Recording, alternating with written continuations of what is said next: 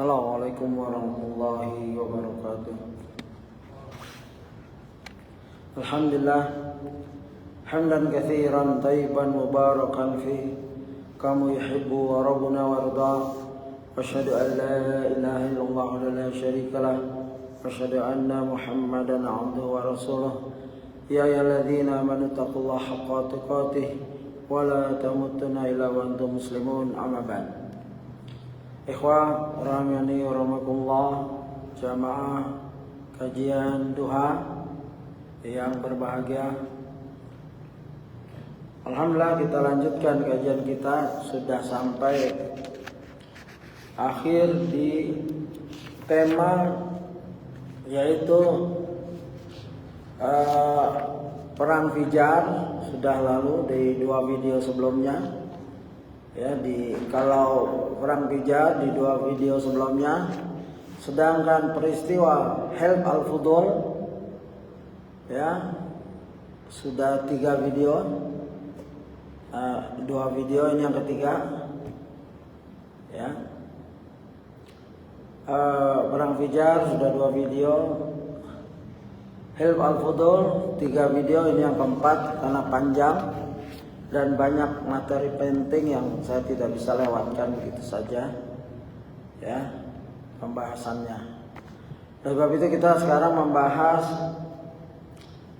Hilf al-Fudul ya, perjanjian di mana kejadian secara ringkas karena saya sudah bacakan di beberapa video sebelumnya, silahkan dirujuk, di mana ada kisah seorang yang datang dari Yaman namanya Zubaid ya, berdagang ke Mekah lalu diborong habis oleh Al-As bin Wa'il, tetapi dalam proses pembayarannya tidak benar ya, menunda-nunda pembayaran.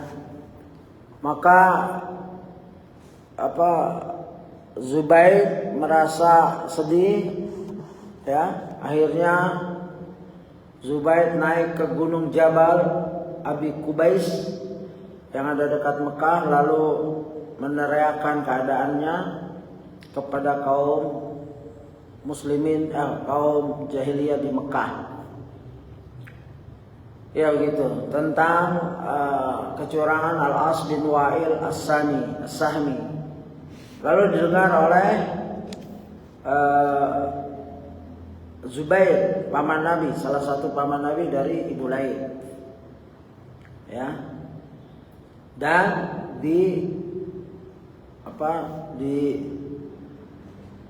diikuti, maksudnya permohonannya dituruti, artinya dicarikan jalan keluar. Maka Zubair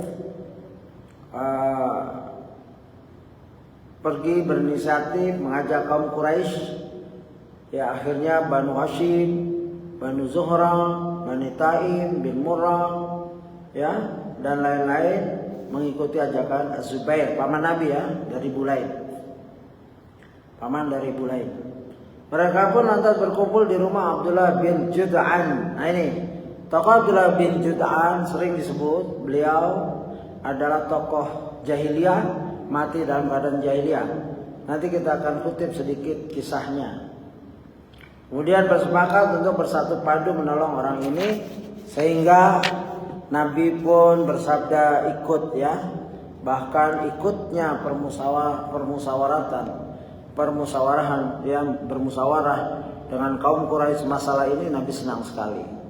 Ya, begitu. Bahkan ma ahabbu an liyabihi humran na'am.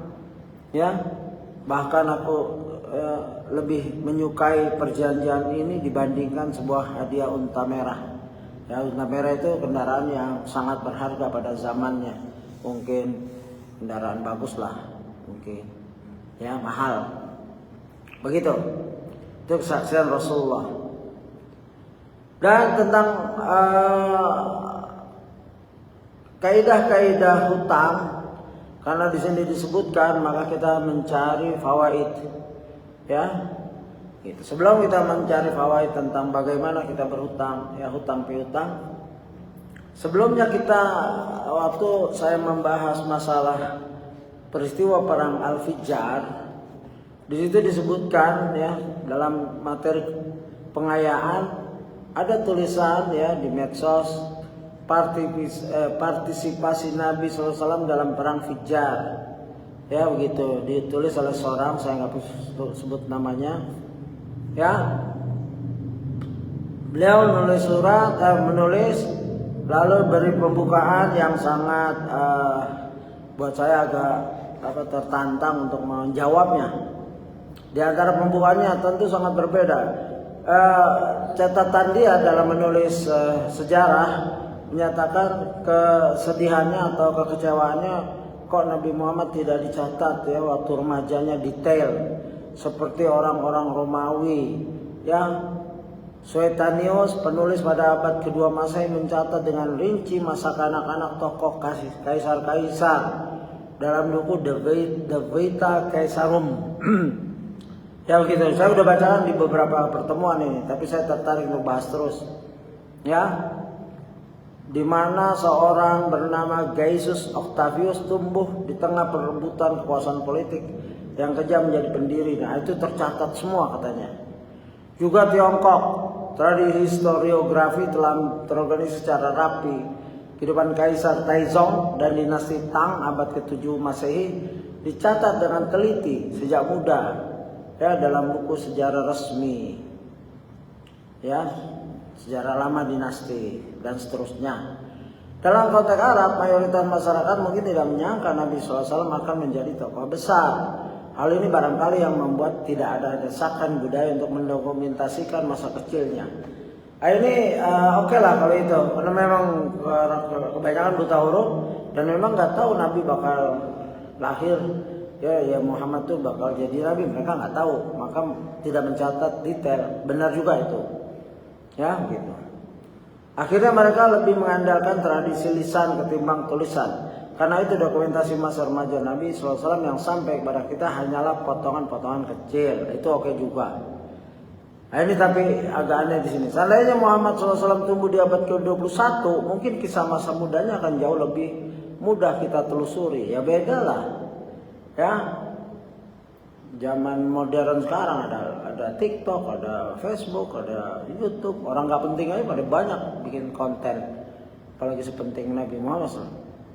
Namun justru karena beliau hidup dalam masyarakat yang nyaris tanpa tradisi tulis menulis, masa mudanya hadir pada kita dalam bentuk fragmen-fragmen ingatan yang samar. Ya, fragmen-fragmennya samar, tapi yang nggak samar juga, tegas. Yang penting sanadnya, ya walaupun nggak terlalu banyak, tapi yang penting-penting. Ya, begitu. Sampailah ke perang Fijjar, dia menulis bahwa Nabi ikut perang Fijjar sebagai anak bawang. Perang Fijjar ini kalau ulama ahli hadis mendoifkan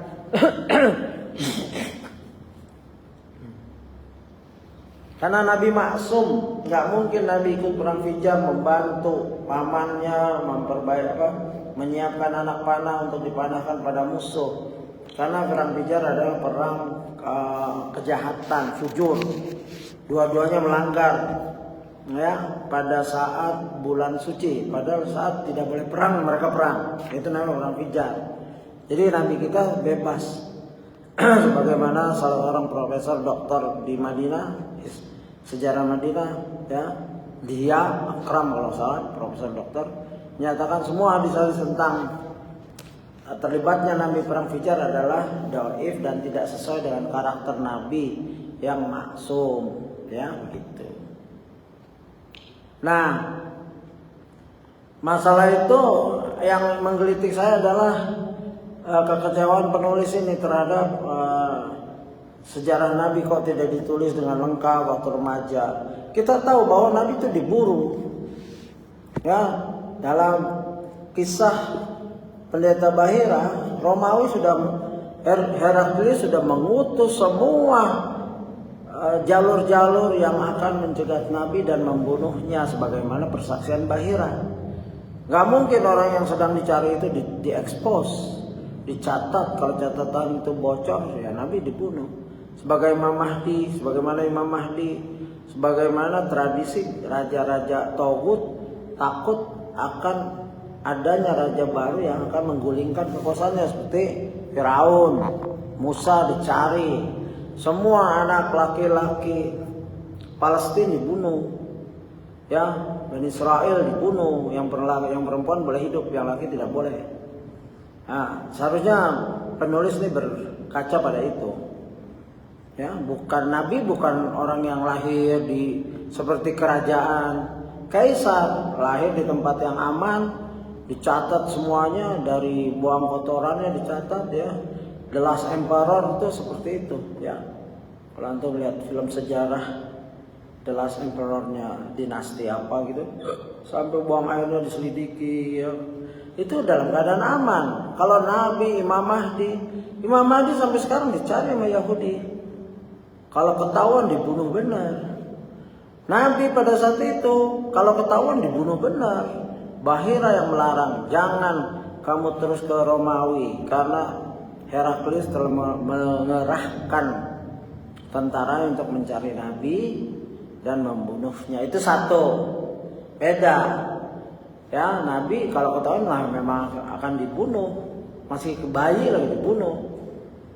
Ya, itu Allah selamatkan dengan tidak tercatatnya, tapi tercatat waktu mudanya beberapa kita telah lalui. Nabi penggembala, di bedah dan lain-lain, alhamdulillah tercatat, ya. Tadi tidak, sama sekali tidak tercatat. Dan untuk menjawab subhat ini, kalau saya melihat ini subhat, ya, tulisan seorang muslim, ya, untuk melihat kelebihan Nabi daripada kaisar Cina dan kaisar Romawi. Kaisar Cina dan kaisar Romawi tidak termaktub, tidak dicatat sejarahnya di kitab-kitab sebelumnya. Adakah kaisar Romawi dan kaisar Cina ini dicatat sebelum lahir? Enggak ada. Kalau Nabi kita dicatat, ya, pencatatannya jelas. Bahkan saya bacakan di sini, saya sudah kumpulkan 2 kitab. Pertama yaitu kitab dari umat Hindu, ya. Umat Hindu mencatat bahwa kitab-kitab kuno dengan judul, aslinya kitab Hindu ini dikarang oleh Dr. Ved Prakash Upadhyay, bahasa Hindu, diterjemahkan oleh India Muslim, ya. Muhammad in the Hindu Scriptures, ya, Dr. Ved Prakash. Di dalam pembukaannya dijelaskan, ya, bahwa kitab ini terdiri dari 5 kitab, ya, begitu. Dan berasal dari 3 buku, Narasangsa and the Antim Rishi, Kalki Avatar and Muhammad, and Religious Unity in the Light of Veda. Jadi kitab Veda, kitab sebelum nabi-nabi, ya, kuno sekali, begitu. Dia juga menulis Muhammad in the Atar Faveda, Muhammad in Samveda, Muhammad the Yajurveda, Muhammad in the Rigveda, Muhammad in the Mahabharata, dan lain-lain tuh. Islam in the eye of the non-Muslim. Jadi Nabi belum lahir, kitab-kitab banyak menulis tentang beliau sallallahu, ya, belum lahir lagi karakternya, ya. Coba kita bacakan karakternya, karakter Nabi SAW di kitab-kitab kuno Hindu. Ini sangat menarik, ya, begitu. Ya, kalau mungkin namanya aja disebut, kalau raja Cina atau kaisar Cina atau kaisar Romawi disebut, gempar, kaget kita. Tapi namanya nggak pernah disebut sebelum lahir. Kalau Nabi namanya aja, selain namanya nih di sini, selain namanya, tempat tinggalnya, daerah dia lahir, begitu, ya. Jadi buku yang dari bahasa India ini, dan kalau nggak salah penulisnya sudah mengajak orang-orang untuk memeluk Islam. Ya, karena banyak penjelasan tentang Nabi Muhammad SAW di kitab-kitab Hindu kuno, begitu.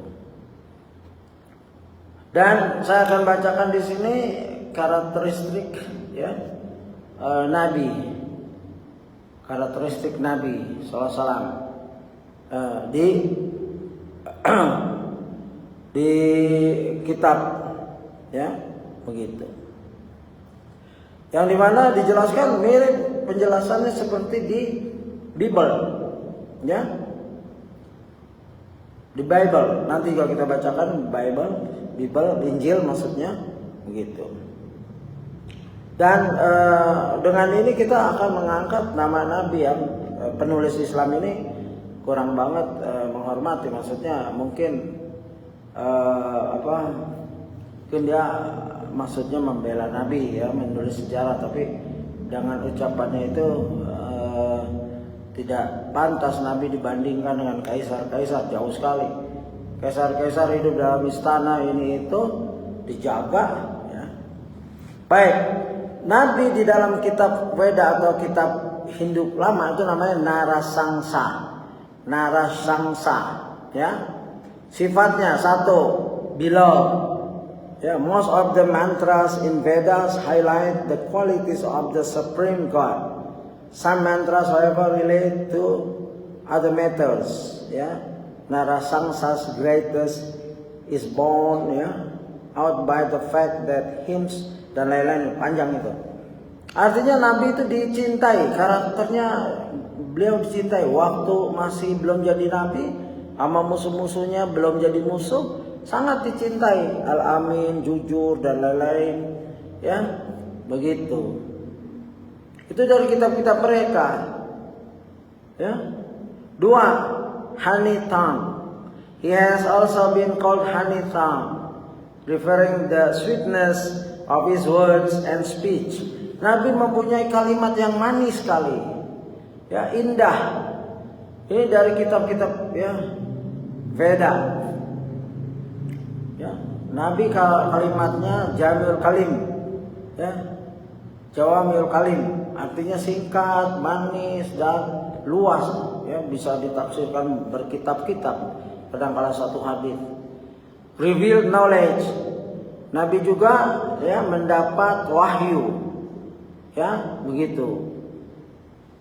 Dari kitab-kitab ini, mereka bilang Nabi Muhammad itu Kavi is a person who is the possession of an extraordinary faculty, yang mempunyai wawasan yang luas karena mendapat wahyu dari malaikat. Ka means God, ya, begitu. Panjang penjelasannya, bukunya juga, halamannya juga ada in the Rig Veda, ya, 552. Narasangsa is described as Kavi. Narasangsa itu Nabi, diberitakan sebagai Kavi, orang yang dapat wahyu. Graceful personality, ya, begitu. Dia agung, ya, Nabi itu agung. Di sini dijelaskan, mention, ya, Narasangsa is that he will be Sarchi. This word is combination of show meaning beautiful and Archi meaning radiance. Ya, mempunyai radiasi yang indah. Ya, itulah sifat Nabi. Jadi detail sekali. Mana ada ya Kaisar Romawi, Kaisar Cina diceritakan seperti ini di kitab lain. Ya, kitabnya aja nggak sampai kita sampai sekarang yang disebutin tadi itu. Ya, beda sekali, ini perbandingan yang nggak apple to apple, nggak sangat merendahkan kalau buat saya membandingkan Nabi dengan Kaisar Cina, Kaisar Romawi. Ya, apakah ada? Ini nggak bisa dijawab mereka. Promoter of knowledge, Nabi itu membawa ilmu. Ya, Narasangsa is Pratidama Nanjana, which means one who brightens every home. Nabi Muhammad itu narasangsa, maksudnya orang yang membawa cahaya di setiap rumah. Ya, setiap ada Quran dan Sunnah, rumah itu bercahaya. Ya, karena apa? Orang yang di dalamnya ada Al-Quran dibacakan dari sholat atau anak-anaknya atau ayahnya atau tadabbur, itu mendapat cahaya. Nabi Muhammad narasangsa of all sin, restrainer of all sins. Narasangsa is described as one who restrains people from all sins. Dijelaskan di sini dalam kitab 1.2.106.24, Nabi yaitu narasangsa describe, ya, dijelaskan sebagai orang yang mencegah orang lain berbuat dosa. Begitu detailnya kitab-kitab Hindu, ya, Buddha atau Hindu ini menjelaskan tentang Nabi kita. Oleh sebab itu penulis ini seorang dokter mungkin masuk Islam dia dan menyerukan orang Hindu hendaklah masuk Islam karena Nabi Muhammad ada di kitab-kitab mereka. Ya, ini kualitasnya.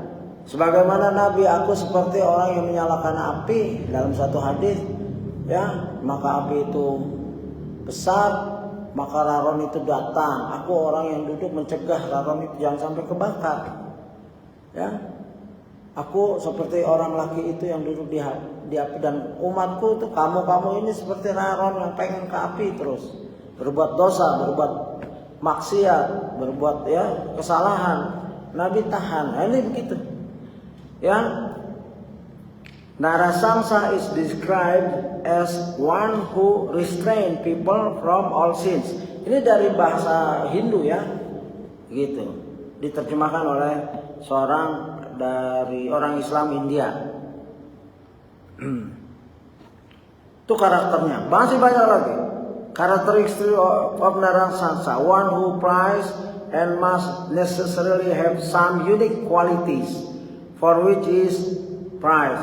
Narasangsa dalam bahasa Hindu itu artinya orang yang dipuji, orang yang mulia.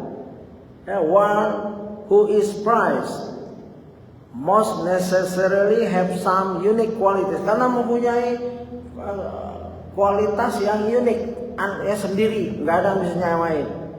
Karena itu dia dipuji.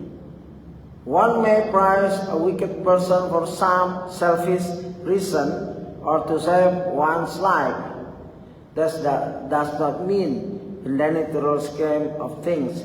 Ya, ini maksudnya ada orang dipuji, tapi karena pujiannya karena dia takut kalau nggak dipuji dia bisa ngebunuh banyak orang. Ya. Tapi Nabi Muhammad memang dipuji asli dari fisik, karakter, bicara, ya, sifat dan lain-lain. Ya, begitu. Banyak sekali. While identifying narasangsa, ketika menjelaskan atau mengidentifikasi narasangsa, buku Atharvaveda has given some definite indication. They are as follows. Waktu menjelaskan identitas Nabi dijelaskan, ya. While foretelling the advent of narasangsa, the Atharvaveda mentioned that he will use camel as his mount. Ya, di sini dijelaskan buku 20.2.125 ayat 2 mungkin begitu, ya. Jilid 20 mungkin babnya 102 atau halaman 2 begitu mungkin, ya. Mention dia akan menggunakan onta, ya, untuk kendaraannya. Ya. In the same mantra it is said that he will have 12 wives. Di dalam mantra dijelaskan dia akan mempunyai 12 istri. Nabi Muhammad itu sekitar 12 atau 13. Yang satu belum nikah udah dilepas duluan. Tuh, ya. Coba lihat sejarah kita. He will be decorated and aided with 100 pieces of gold What is very useful in time of distress dan lain-lain. Ini saya belum tahu ini masalah ini di segi Islam. Ya. The same mantra also mentioned that God will honor Narasangsa with 10 garlands that will be around his neck as necklace. Symbolic necklace mean people who are very dear. Dia akan dikelilingi orang-orang sahabat-sahabat yang sangat setia. Ya, ini apa kata-kata simbolik. Ya.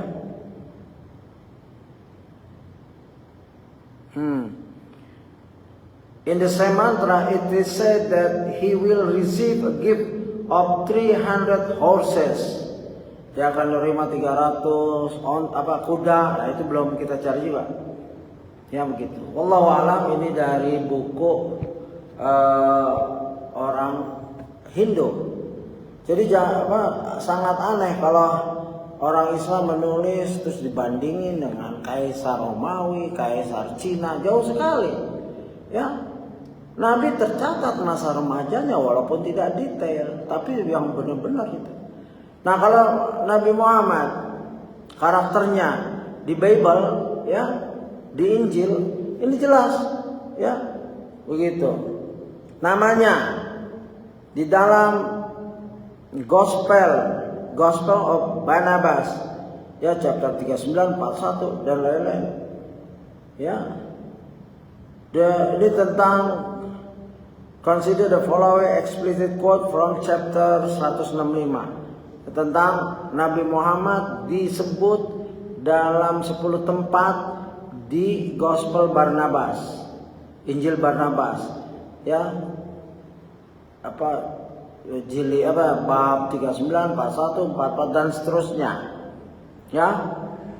Di antaranya satu di chapter 165, the disciples answer, "Oh Master, who shall that man be of whom you speak? Who shall come into the world?"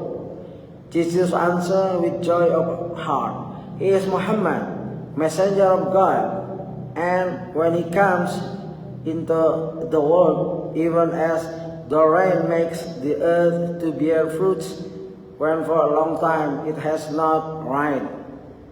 Ini ditanya oleh murid-muridnya, sahabat-sahabat Isa, "Wahai Tuhan, ya siapa orang yang akan, ya, yang kamu bicarakan, yang akan datang, ya, di dunia?" Lalu Yesus menjawab, ya, dengan hati yang bahagia, "Dia itu Muhammad, ya, utusan Allah, ya, and when he comes into the world, ketika dia datang ke dunia, even as the rain makes the earth to bear fruit," ya, seperti hujan yang akan mengeluarkan buah-buahan dari bumi, ya, karena sudah lama nggak hujan. Itu. Ini detail sekali di Bible, ya. Terus karakter yang kedua, Moses, peace be upon him, reported that God told him, "I will raise up for them a prophet like you."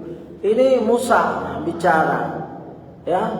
Tuhannya berfirman, akan ada nanti utusan seperti kamu, wahai Musa, from among their brothers, ya, dari saudara-saudara kamu, and I will put my word in his mouth.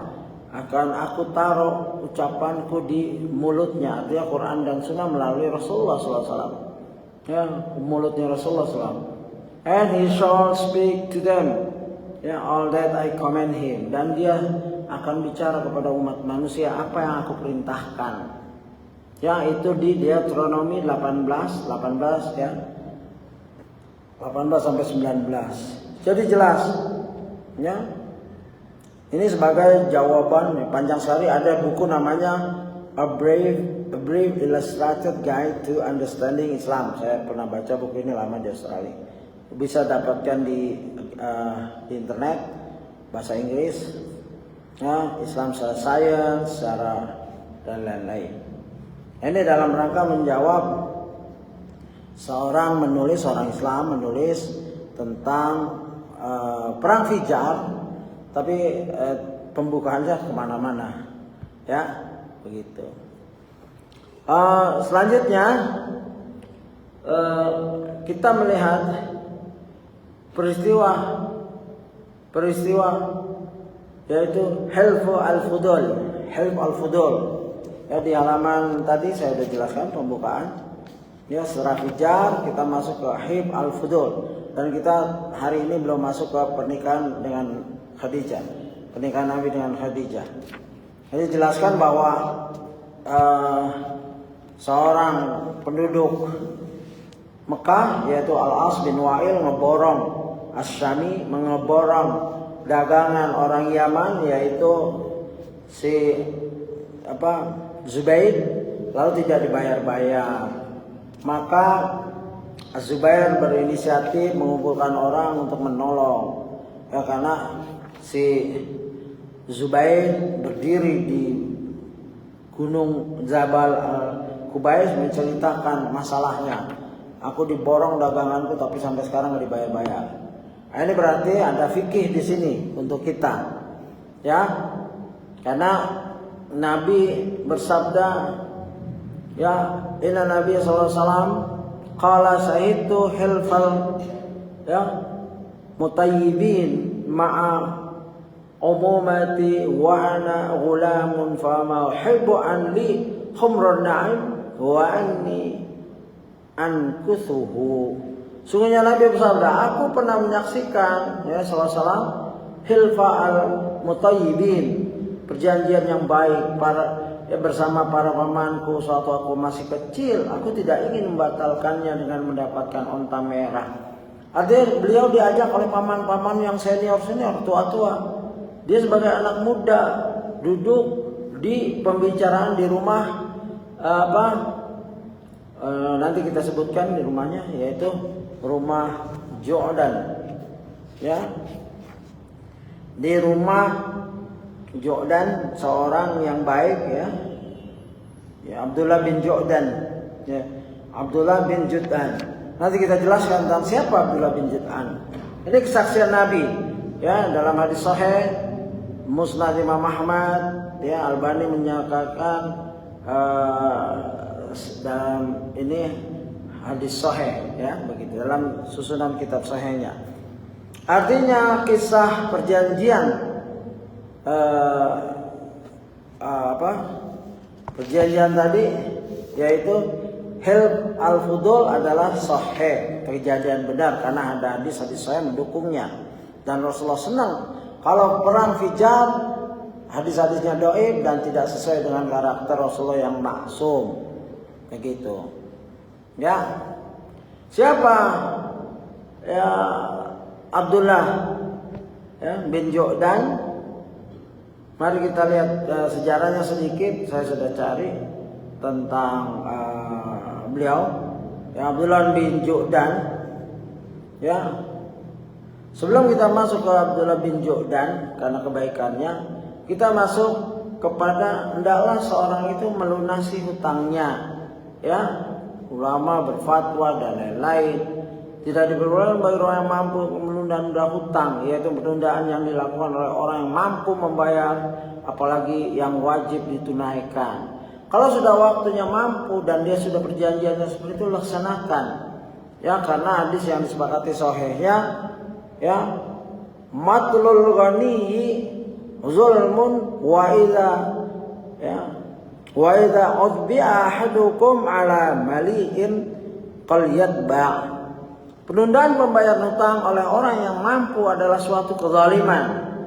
Dan jika salah seorang di antara kalian diikutkan kepada orang yang mampu, maka hendaklah dia mengikutinya.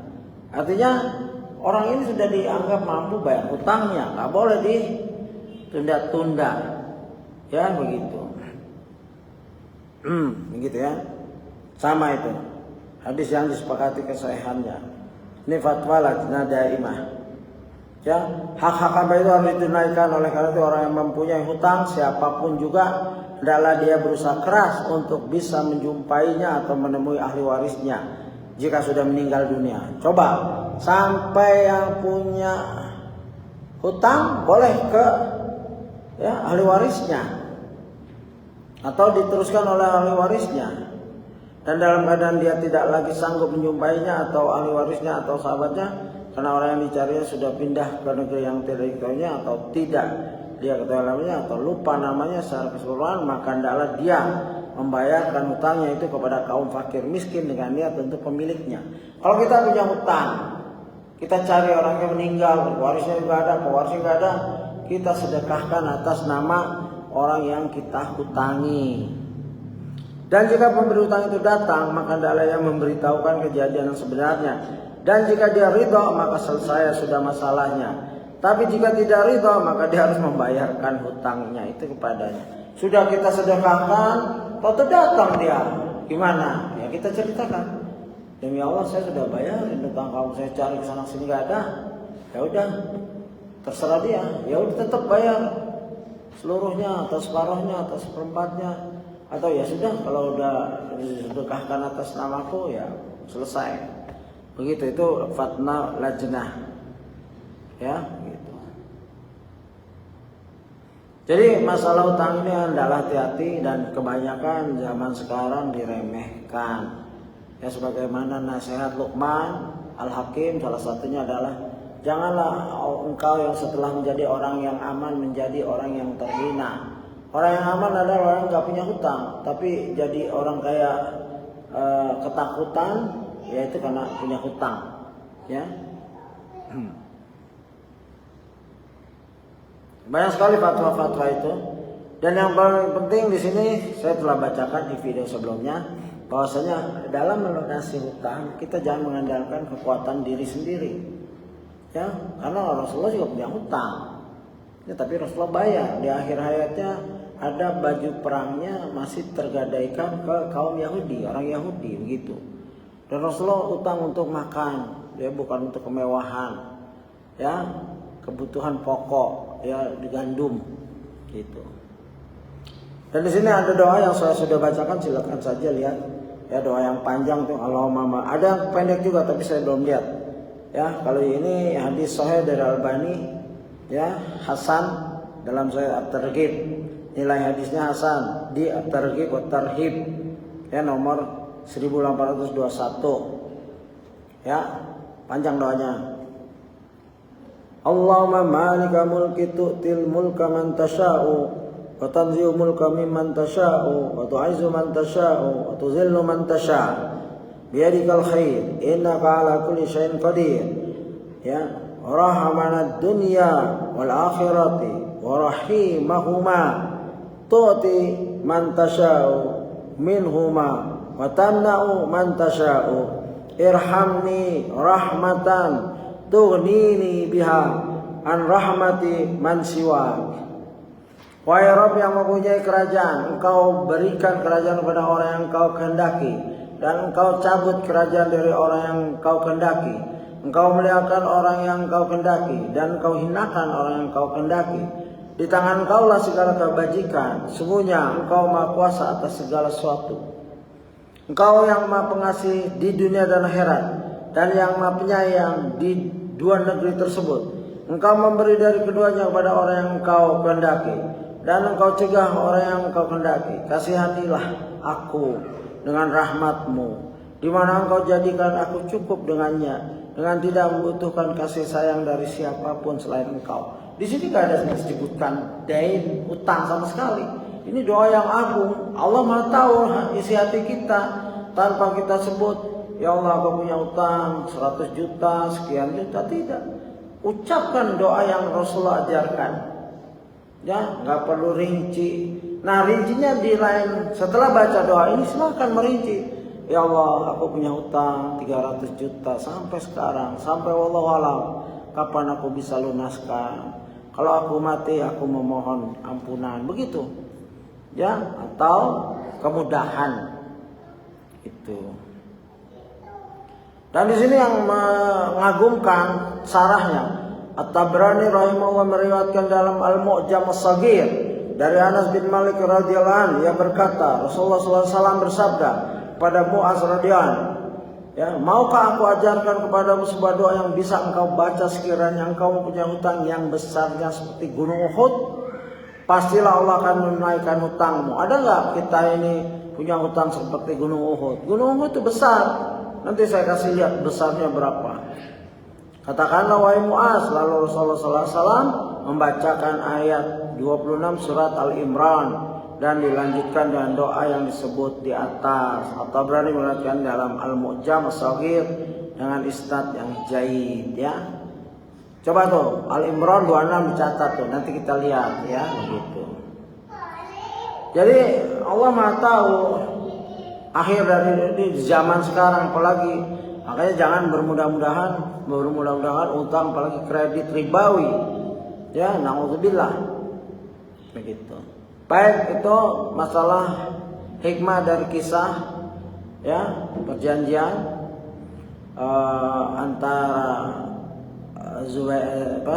antara seorang pedagang dari Yaman dengan Sal, ya, dengan siapa? Wasil, ya, gitu. Dan itu hendaknya jadi pelajaran buat kita. Sejak dulu udah ada hutang, ya, yaitu Al-As bin Wa'il dengan Zubair dengan Al-As bin Wa'il, ya, dan diselesaikan oleh Zubair.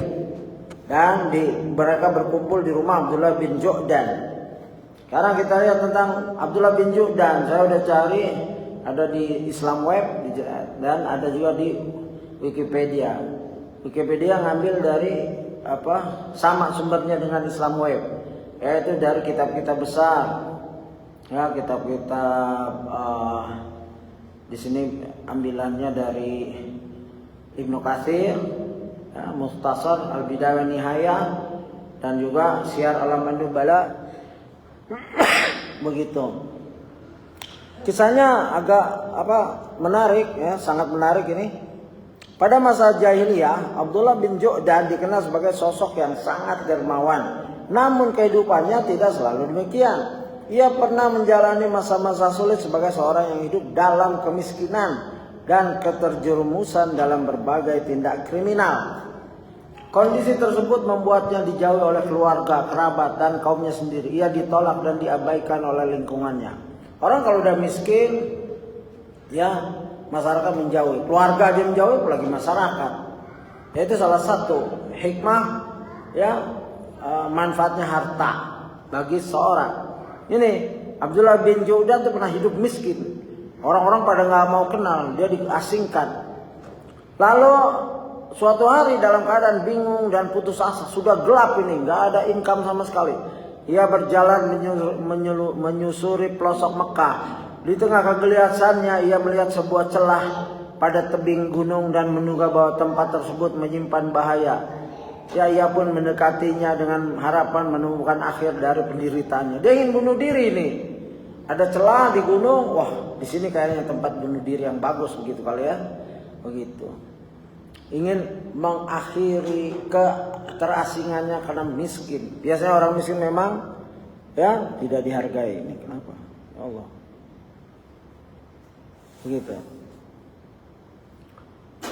Dan ini menyedihkan sekali untuk beliau, ya, sangat sedih sekali.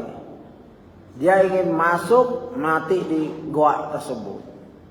Saat mendekati mulut gua, ia melihat sosok ramping yang dalam kegelapan tampak seperti seekor ular dalam posisi siaga menyerang. Didorong oleh rasa takut dan keputusasaannya, ia seketika terkejut dan menyadari bahwa dirinya sungguhnya tidak ingin mengakhiri hidup. Pagi itu benar-benar kelihatan mau mati, dia masih ingin hidup. Ia membayangkan ular tersebut akan menyerang dan secara refleks meloncat untuk menghindari gigitan. Setelah beberapa saat, ia mulai tenang dan menyadari bahwa objek tersebut tidak bergerak. Saat ia memperhatikannya lebih dekat, ternyata benda yang disangka ular itu adalah sebuah patung berbentuk ular yang terbuat dari emas dengan mata dari batu zamrud berharga. Nah, ini kisah-kisah ini ditulis di kitab-kitab yang telah saya bacakan tadi, ya. Islam Web salah satu sumber yang bisa kita pakai.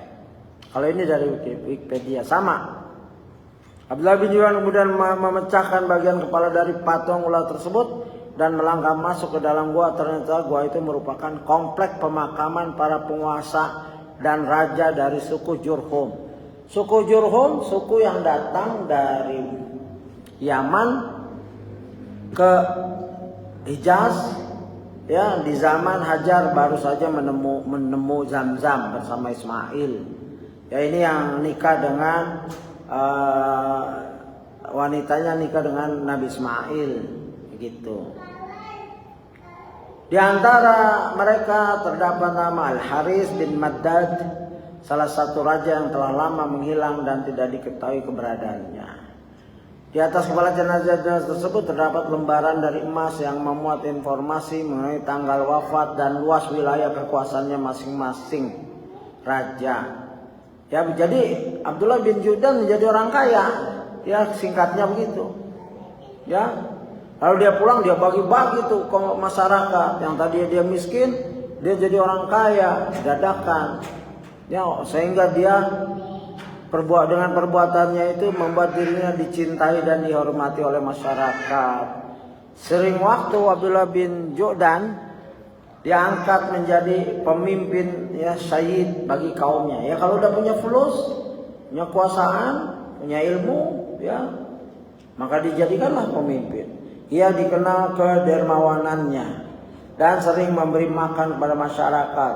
Setiap kali persidangannya menipis, ia akan kembali ke gua tersebut. Kalau habis, dia kembali ke gua tersebut. Yang tahu gua tersebut sejauh ini dia saja. Dan harta itu melimpah, ada jamrut, ada setiap mayat ada kepala, ada emasnya, gitu. Untuk keperluan dia. Kisah ini disebutkan oleh sejarawan Abdul Malik bin Hisham dalam kitab At-Tijan, serta oleh Ahmad bin Amr dalam karya Ar-Rai At-Tash wa Uns Al-Washi.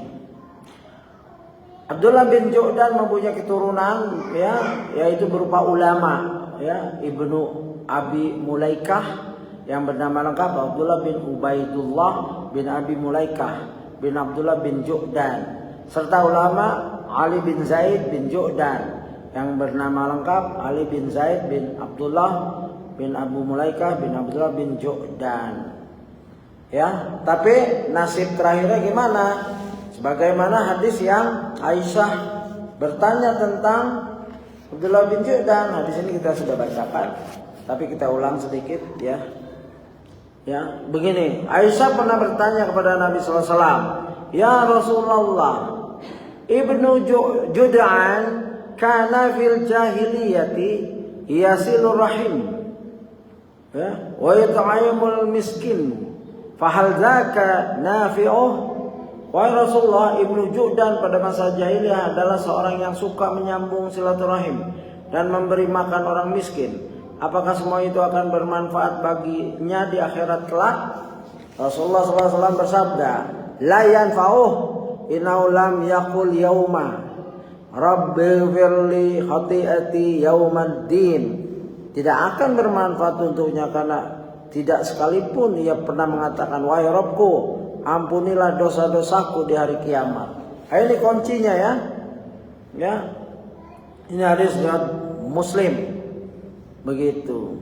Karena sesuai dengan ayat, "La in asyrakta la yahbatanna 'amaluka wa la takunanna minal khasirin."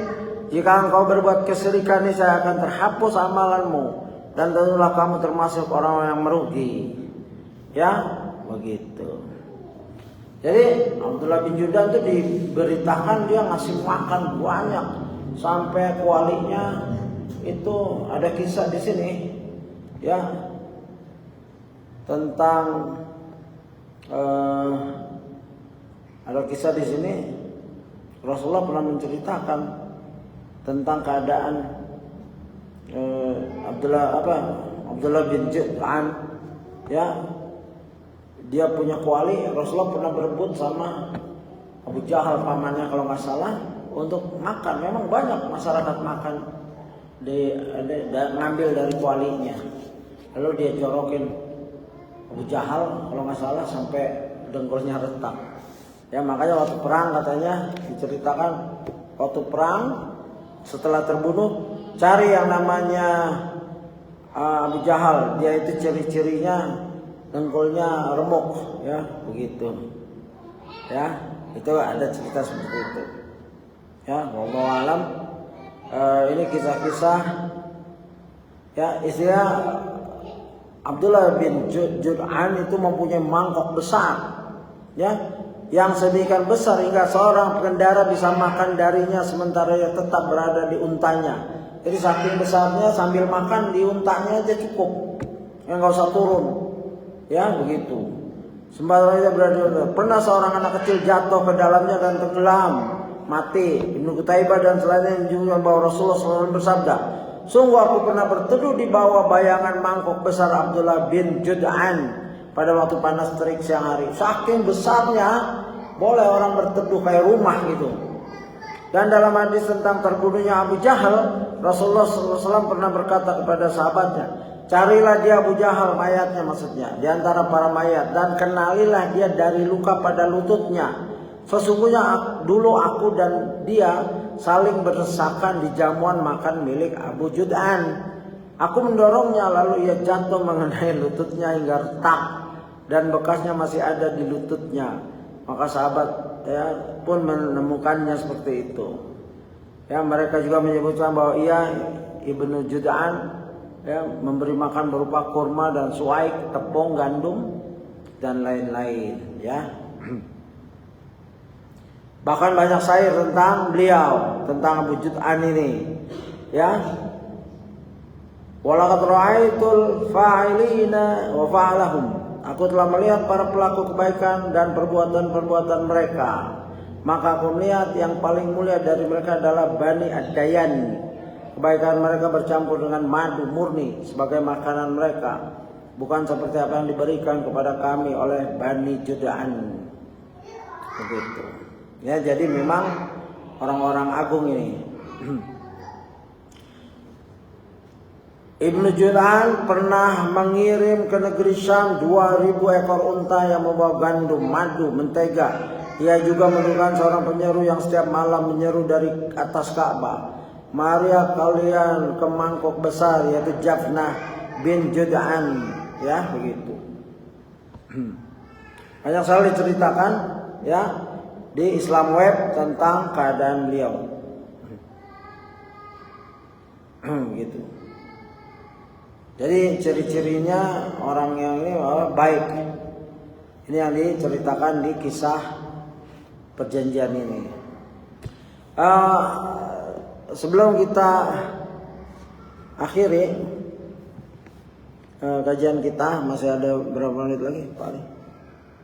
2 menit lagi, tinggal 2 menit.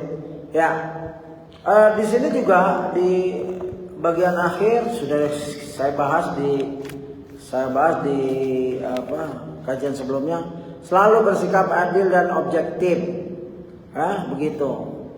Hendaklah kaum muslimin menjaga keadilan dan objektif, ya.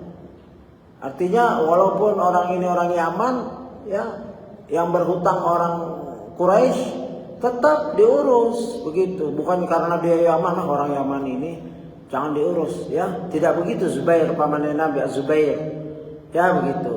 Dan juga ada hadis di sini yang telah lewat di penjelasannya, yaitu tentang sirkul khawfi, di mana itu datangnya dari kritikan seorang Yahudi kepada Nabi. Kaummu masih syirik karena dia berkata Masya Allah wa syi'ta dan wa Ka'bah, dan bersumpah atas nama Ka'bah. Lalu Rasulullah diam, tidak marah terhadap Yahudi ini. Lalu diajarkan sahabat, kalau kamu ingin bicara Masya Allah tsumma syi'ta, ya, apa-apa yang Allah kehendaki kemudian kamu, ya begitu. Dan nggak boleh kalau mau sumpah tentang Ka'bah, warabil Ka'bah, demi Tuhannya Ka'bah, gitu. Dan juga itu ada hukum, dasar-dasar hukum di situ. Hendaklah kita hati-hati dalam menghukumi orang. Jangan mudah-mudah mengkafirkan seorang, ya. Begitu, hati-hati, bahaya terlalu mudah memvonis kafir. Ya, ada fatwa dari Syekh Fauzan, bagus sekali. Seorang muslim dibolehkan menunjukkan dirinya mengomentari orang lain seperti memecah belah persatuan kaum muslimin. memvonis atau menghakimi orang lain tanpa ilmu, termasuk tindak pengerusakan yang dilarang. Ya begitu. Wala taqfu ma laysa laka bi 'ilm, innas sam'a wal basara wal fu'ada kullu ulaika kana anhu mas'ula. Dan janganlah kamu mengikuti apa yang kamu tidak mempunyai pengetahuan tentangnya. Sungguhnya pendengaran, penglihatan dan hati, semuanya itu akan diminta pertanggungjawabannya. Suratul Isra 36 ya. Itu nasihat dari Syekh Shalih bin Fauzan. Dan juga terutama vonis kekafiran kepada saudara kita, orang yang terpengaruh ya dari mudah mengkafirkan akhirnya peledakan ya, dari takfir ila takjir ya begitu. Dan juga tahdzir, tidak boleh kita bermudah-mudahan. Ada tulisan bagus, fenomena tahdzir, mencela sama Ahlus Sunnah dan solusinya. Tulisan panjang kita nggak akan bacakan, silakan cari saja. Semoga bermanfaat, yaitu dari Syekh Abdul Muhsin bin Hamad Al-Abbad Al-Badar. Ya, di mana beliau menasihati ya ada dua hal. Ya, ada orang yang Ahlus Sunnah yang sibuknya mencari kesalahan Ahlus Sunnah yang lain, ya begitu. Sibuk sekali, bukan cari ilmu. Ya, mudah mentahzir. Kedua, Ahlus-Sunnah apabila kesalahan Ahlus-Sunnah lain maka menulis bantahannya, lalu pihak yang dibantah membalas. Ini juga gitu. Kalau ada kesalahan langsung nulis, bukan didatangi ya langsung di medsos. Sehingga yang satu nulis lagi di medsos. Artinya terus saja, gak selesai-selesai isinya ya perbantahan antara dua orang yang gak jelas dua-duanya, atau salah satunya, atau ya salah satu dua-duanya salah, dua-duanya benar, atau salah satunya salah, salah satunya benar. Wallahu a'lam. Demikian kajian kita yang sederhana ini. Semoga ya Allah memberi ilmu yang kita belum tahu, dan setelah kita diberi ilmu kita dapat mengamalkannya, terutama yang berhubungan dengan kehidupan kita dalam rangka kita beribadah pada Allah dengan baik dan benar. Subhanakallah wa bihamdika asyhadu an la ilaha illa anta astaghfiruka wa atubu ilaik. Assalamualaikum warahmatullahi wabarakatuh.